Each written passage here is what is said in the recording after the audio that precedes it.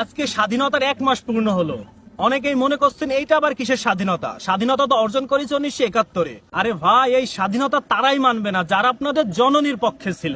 যদি আমরা 2024 সালের 5ই আগস্ট স্বাধীনতা না পেতাম, তাহলে আজকে 5ই সেপ্টেম্বর 2024-এর মধ্যে হয়তো আরো লক্ষ লক্ষ শিক্ষার্থীকে গণহত্যা করা হতো। কারণ আপনারা দেখেছেন যে আমাদের ছাত্র জনতা যেভাবে আন্দোলন করেছে এবং আন্দোলনরত অবস্থায় যেভাবে গণহত্যা চালানো হয়েছে এবং যেভাবে ছাত্রদের উপরে অত্যাচার করে তাদের জেলে ঢুকানো হয়েছে, যদি এই স্বৈরাচার সরকারের পতন না হতো তাহলে আরো লক্ষ লক্ষ শিক্ষার্থীর প্রাণ চলে যেত।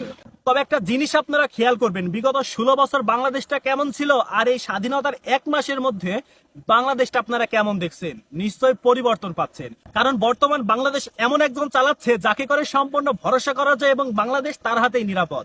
নিশ্চয়ই বুঝতে পেরেছেন আমি ডক্টর ইউনূসের কথাই বলছি। তো শুধু 1 মাস না, আগামী 5 বছর 10 বছর পর্যন্ত ডক্টর ইউনূস যদি দেশ চালায় তারপরেও কোনো সমস্যা নাই। কারণ